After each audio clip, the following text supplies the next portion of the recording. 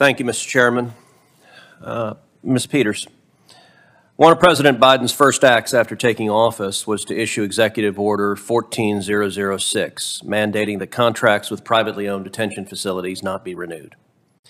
The order is intended, quote, to decrease incarceration levels by reducing profit-based incentives to incarcerate by phasing out the federal government's reliance on privately operated criminal detention facilities.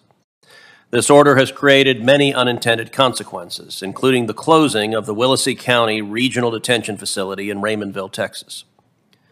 The decision has had tremendous negative consequences with little to no obvious upside, forcing inmates to travel hundreds of miles round trip for court appearances, impacting the accessibility of legal counsel, and making family visits significantly more difficult.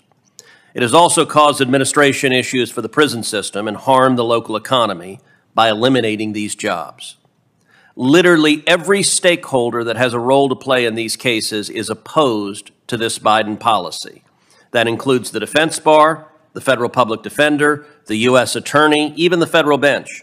All have publicly asked for this policy to be rescinded. Unfortunately, as with the open borders under Joe Biden, the Biden administration doesn't give a damn about how their woke policies actually affect South Texas or the lives of regular people. Ms. Peters, how has Executive Order 14006 impacted the Bureau of Prisons' ability to house inmates, and has it been a negative impact or a positive impact? Thank you, Senator. So we were able to come into compliance with the executive order the end of last November and bring in those individuals from those facilities that were closed, and we were able to safely absorb them into our current population. Okay, that you didn't answer my question. How has it impacted the BOP, and has it been positive or negative? Senator, I don't know that I can put it in a positive or negative category. What I can say is the defense bar and the U.S. attorney and the federal bench, are they all wrong? I'm not familiar with their opinions and their reasons for opposing. Okay, unfortunately, you're illustrating that the Biden administration doesn't care about South Texas if you don't even know the impact it's having on all the stakeholders. All right, let's shift to the topic Senator Lee was just asking you about, because I have to say I found your answers to him thoroughly unacceptable. The 2022 Transgender Offender Manual issued by the Bureau of Prisons through your predecessors reverted back to the Obama administration's initial designation and housing programming assignments. Notably, biological sex at birth is no longer the controlling determinant. Right now today, how many biological males are housed in female prisons under BOP? Senator, I don't have those numbers in front of me today. Why don't you? We could look at them and get back to you. Why don't you? I just don't have them top of Did you know you were going to be asked that today? No, Senator. Oh, you didn't? Have you been asked that before? On the record, Senator? Yes. I don't recall. You were asked a year ago in writing, and you failed to answer it in writing. You knew damn well you're going to be asked it today, but you don't want to answer it. Senator Lee asked, why don't you report the numbers? You don't report the numbers because you don't want people to know the numbers. So the fact that you sit there and say, I don't know, he said 1,300. Is that number in the ballpark? 1,300 as it relates to which category, Senator? Biological males housed in female prisons. No, that would be a much larger number. Which is a larger number? So the number of individuals who even identify as transgender at the Federal Bureau of Prisons is around 1,700. And the number of individuals that are housed in institutions not conforming with their biological sex are very low. Very low. Are we talking 100? Are we talking 10? We will look at the numbers. We're talking less than 10. So your testimony here, I just want to understand, your testimony here today is there are fewer than 10 biological males, human beings that were born male, who are housed in female prisons. Is that your testimony? That is my understanding, and I will confirm that and get back to you. Okay. Of the 1,700 prisoners you referenced, how many of them are convicted sex offenders? I do not know the answer to that, Senator. Are you aware that Great Britain's numbers, according to a January 2022 report, is the proportion of male-born transgender offenders who are sex offenders in the UK prison system is roughly 60%. significantly higher than the 18% of the general population? Are those numbers consistent with the American numbers? I'm not familiar with Great Britain's numbers. So let me ask you this. How many female inmates have been sexually assaulted by biological males who BOP has housed in female prisons?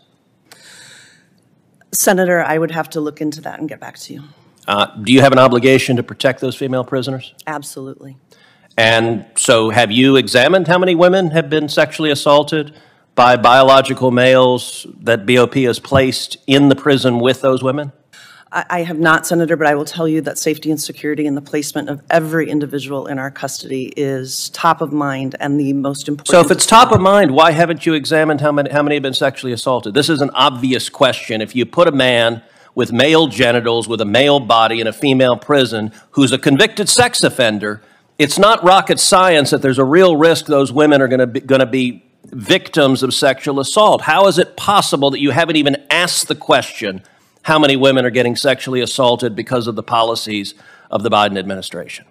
Senator, I assure you that safety and security of these individuals are top of mind. And so you haven't asked the question? If there was misconduct, those individuals would be held accountable. Thank you, Senator Cruz. As you probably have noted, this is the Senate Judiciary Committee with a subspecialty in transgender politics. It seems that every time we have a hearing, we're talking about transgender.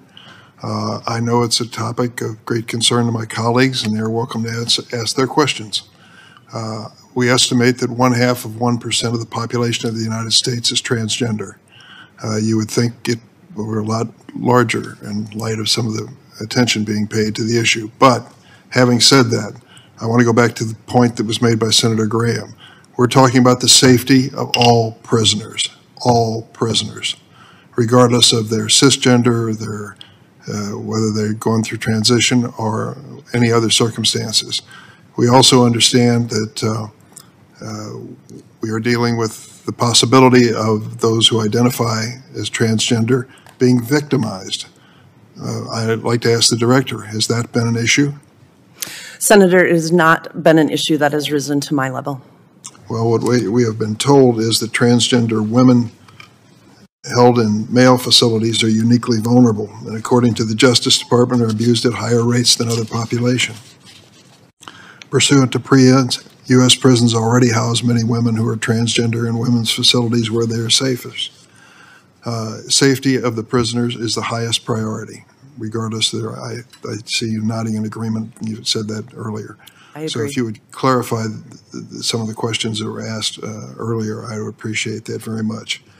I want to address a couple other issues that came up here. One of the senators suggested we needed a second panel this year. I tried that last year, and I won't name names, but some of the senators did not return for the second panel. I am meeting with the National Union this afternoon, and I keep in touch with them on a regular basis and will continue to. I also note that we seem to have bipartisan agreement, which I want to make sure is headlined, that the BOP needs significantly more funding for staffing, building maintenance, and repairs and other critical needs. Let's see if that translates into a bipartisan request for appropriations to match with that. You have an important job. You've been told a lot of different things today.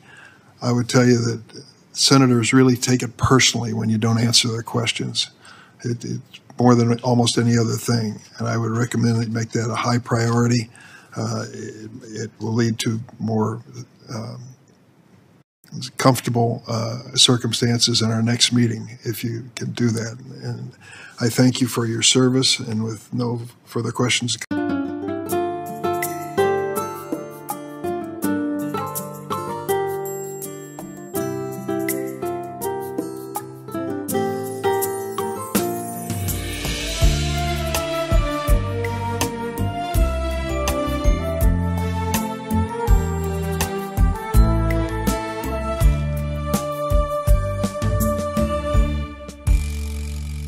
Phố đêm đèn mơ răng răng, màu trắng như vì sao gối đầu ngủ yên.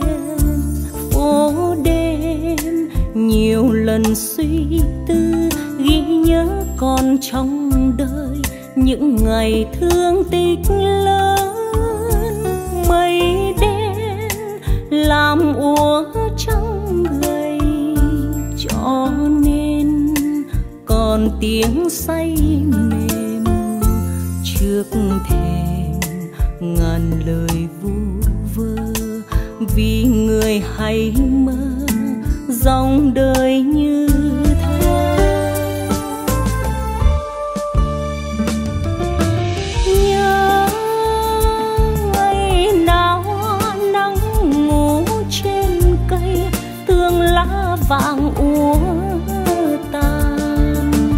Mây bơ vơ bay khắp nẻo vô tình, cho người yêu ước mơ. Người đi khai phá nét kiêu sa, tuy lính chiến xa nhà mà vẫn luôn yêu đời. Bằng câu ca tiếng cười tìm vui trong giấc mơ, dù bâng khuâng chữ ngờ. Phố đêm lạc loài hương yêu, chìm đắm như hàng cây giá lạnh ướt mềm. Phố đêm chờ người phong sương, chinh chiến từ lâu rồi, có niềm riêng hay ước. Cho tôi 10 ngón thiên thần, cho tôi 10 ngón thiên thần, để rồi dìu người tôi yêu, dìu người không yêu và người chưa yêu.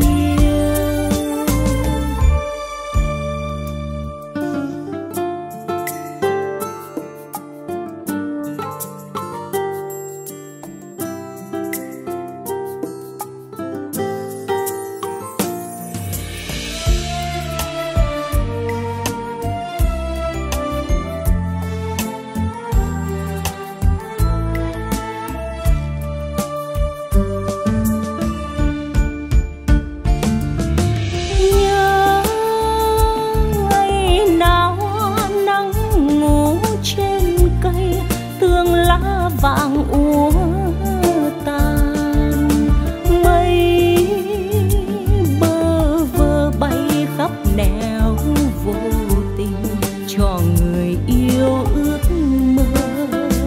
Người đi khai phá nét kiêu sa, tuy lính chiến xa nhà mà vẫn luôn yêu đời. Bằng câu ca tiếng cười tìm vui trong giấc mơ, dù bâng khuâng chữ ngờ. Phố đêm lạc loài hương yêu, chìm đắm như hàng cây giá lạnh ướt mềm. Phố đêm chờ người phong sương, chinh chiến từ lâu rồi, có niềm riêng hay ước.